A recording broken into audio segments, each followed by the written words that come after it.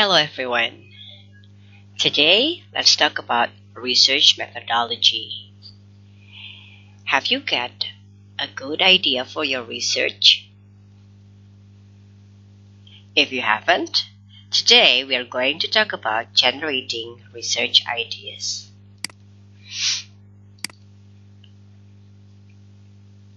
If you have got your research idea, that's good. But if you haven't, you need to generate ideas. How would you do it?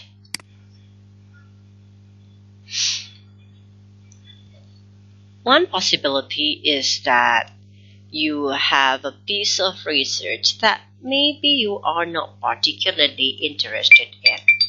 But don't worry, you can make it more palatable, or you can modify it by adding something to it, or by focusing on a part of the project which does interest you.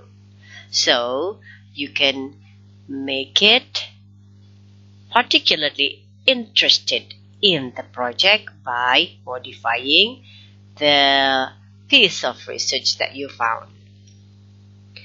How would you do it? How would you get an idea to modify it?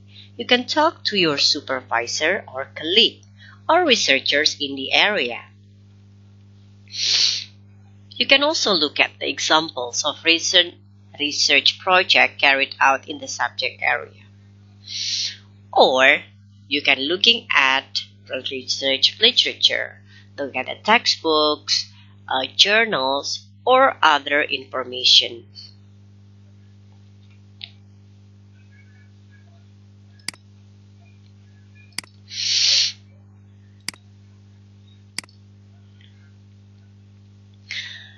What about if you cannot think of a topic? Well, you can ask your supervisor, your lecturer, your friends, or anyone that have possibility to give you the idea.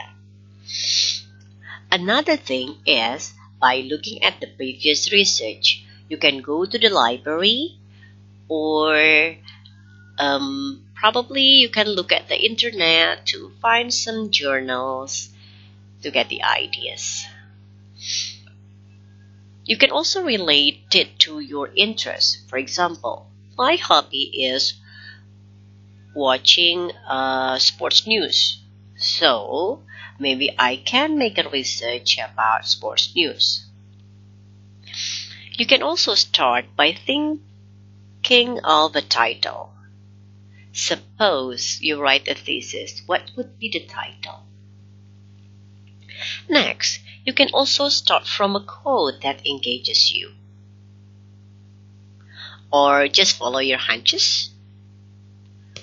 Maybe you can draw yourself a picture or a diagram. Sometimes when we think about something, we draw a picture. Maybe that picture or that diagram can give you topic of a research. But you have to be prepared to change direction. You may start anywhere, but be prepared to change direction. You may start anywhere here.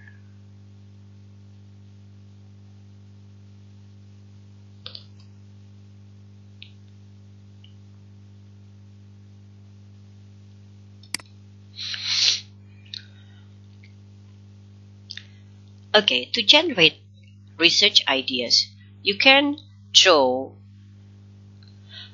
a spider diagram of research interests and relations. I will show you how. Another thing is by choosing the one that you want to focus. For example, let's go to the next slide first. Okay, this is the spider diagram of journalism. Suppose my topic is journalism. How can I generate ideas from this? Think about the people who get involved in journalism. It can be the journalist, can be a reporter, can be a news anchor, anyone involved in it. You can also relate the journalism with the phenomenon. Is there any specific phenomenon about journalism that you think it needs to be researched? Another thing is that you can look at the programs. You can look at programs in journalism, for example, news, sports news, talk shows, or you can also talk about their writing, if it is in printed media or online media. One more thing, you can talk about the problem. Problem in journalism. What would be the problems in journalism? For example, if you talk about citizen journalism, what about their writing? Is there any problem? What about questioning in talk shows? Or questioning in interviewing a source? Is there any problem? Well, you can talk about all of this. These are the spider diagram. You can also make the spider diagram specific. For example, not just journalism, but you make it specific. For example, news structure. Then you can relate all that, everything that relates to the news structure. Now let's go back. After drawing a spider diagram of research interests and relations, you can choose the one that you want to focus. For example, I focus on program. I want to talk about sports news. Then, you can define the key concept, issues, and context. What are they? How would we do it? About the indicator, usually we can find the indicator from the theory.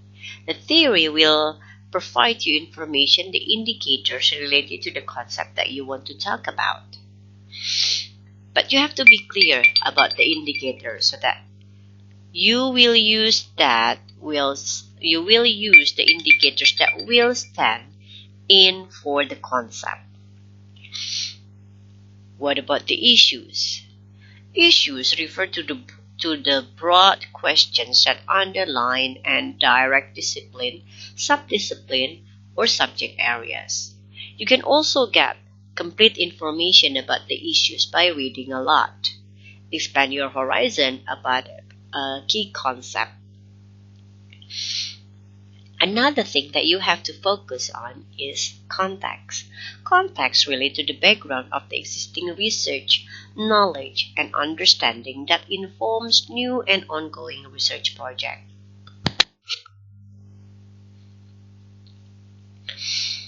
If you got a context of a certain topic, then you will get a clear idea about what to research. Once you are done defining the key concept, issues, and context, you can sketch a research outline or a project proposal.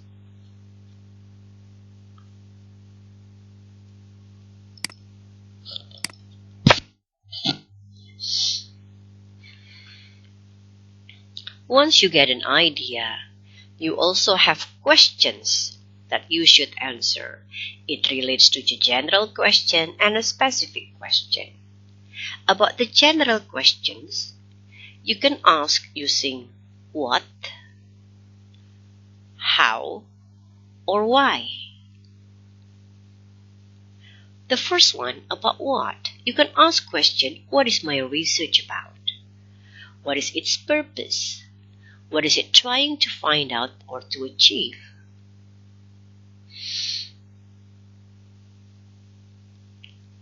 How? How will my research answer this question? And why? Why this research is worth doing? Once you can answer all of these questions, you will get a clear concept about what to research and how to do it. So, once you get a topic, use these questions to check or to shape up your research topic. You can also use specific questions like this, such as, what is my research idea? Have I clearly identified it? What is my topic? Have I clearly identified it and shown how it fits within the research area? What are my general research questions? What are my specific research questions?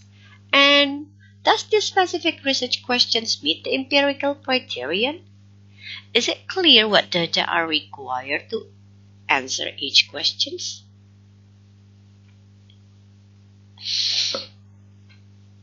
If you can answer these specific questions, again, your research proposal will be better. You can make it specific and you can make it clearer before you conduct the research. Thank you. Do you have any questions? If you do, write your questions on the comment. I will answer your questions in the next session. Now, let's continue to the next topic. Okay, thanks for watching. See ya.